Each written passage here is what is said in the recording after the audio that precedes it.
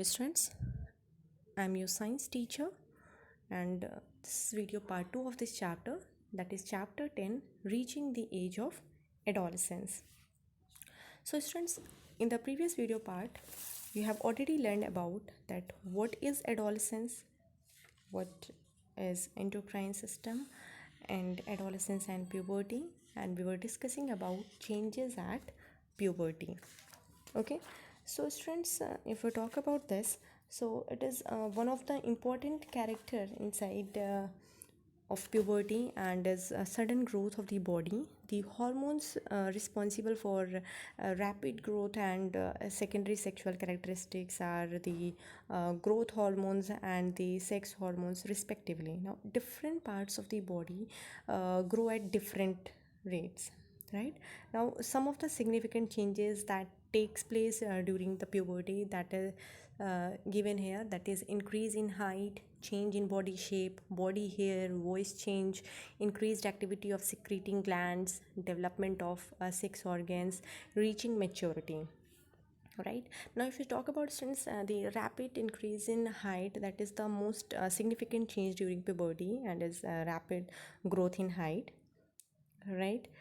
And students, during this growth, students, the bones of legs and arms become long so that the person looks tall. And students, if we talk about this height, so it is a hereditary character also, that is it depends on the height of your family members. But students, for proper growth, it is necessary to eat the right kind of food during teenage, right? It will help the body parts to get adequate nourishment. Okay, now if we talk about change in body shape, so students, during adolescence, the shoulders of boys become broader and the chest becomes wider. So this is because they have entered the age of puberty, right? uh, okay, now on the other hand, in girls, the region below the waist becomes broader, right?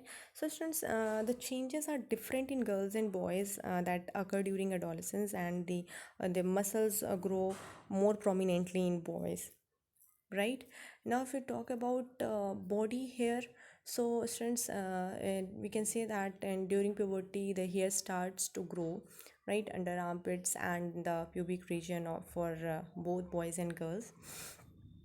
And the boys also develop facial hair and hair on the chest, right? uh, Now we will talk about a voice change. So students, at puberty, the larynx begins to grow. It is easily visible in boys as a protruding part of the throat, also known as Adam's apple, but in girls the larynx is not clearly visible from outside. Generally the boys students, they have a low pitched or deep voice, while the girls have a high pitched voice, right? So during adolescence, students, sometimes the voice of boys becomes harsh, but after a few weeks it becomes normal, right? Now increased activity of secreting glands. So students, if we talk about this, the sweat and oil glands in the body become very active and cause increased sweating. So students, this increased activity of this is sebaceous gland and sweat glands.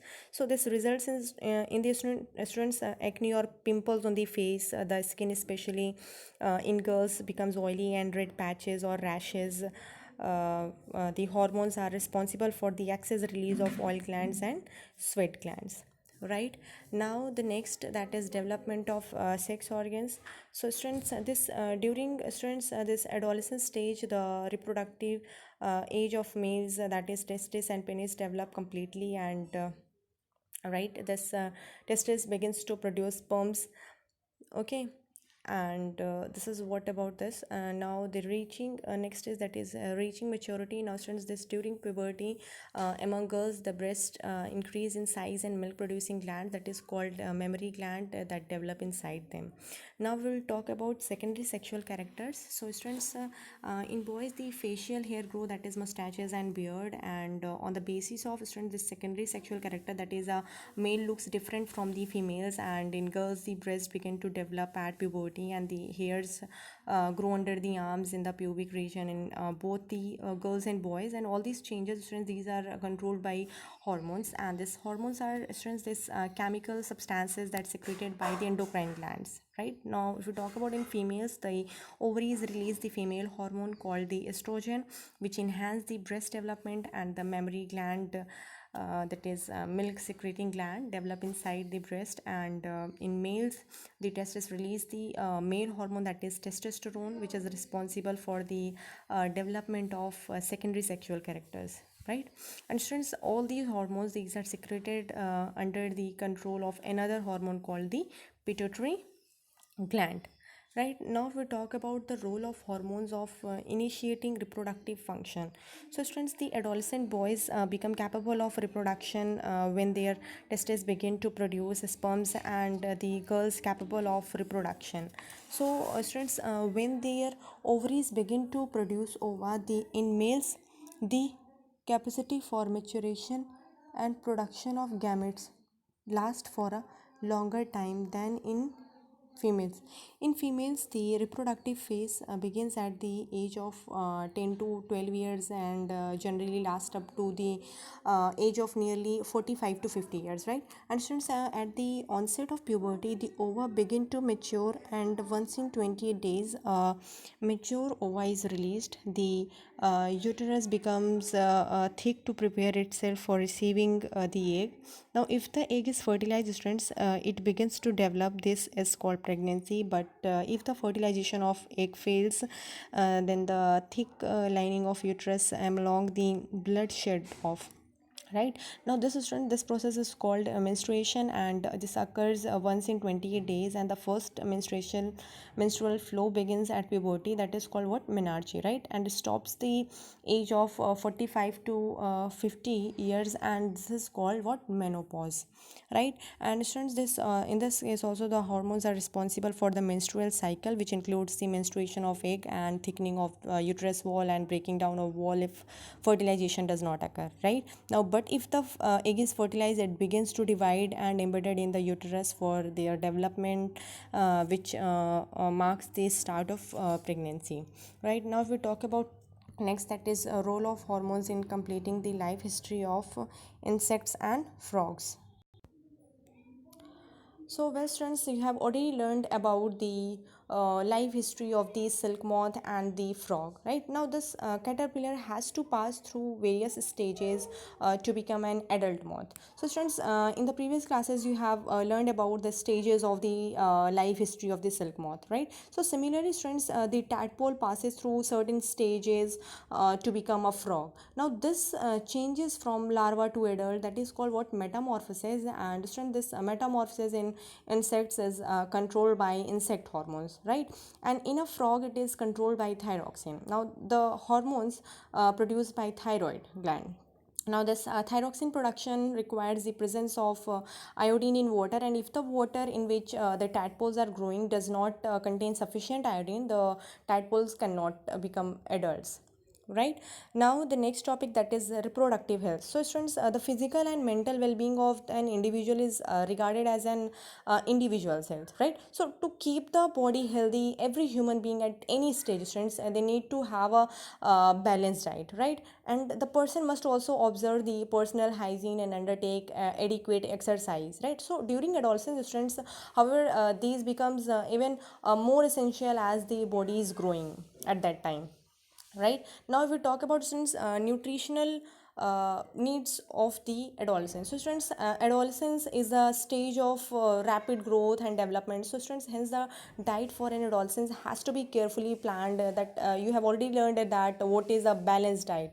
Right, so students, it means that the meals including proteins, carbohydrates, fats and vitamins, that should be in a requisite proportion. Right, and students, if we talk about that milk, so it is a balanced food for in itself, like fruit, so it also provides nourishment. And for infants, that is the mother's milk, which provide all the nourishment that they need.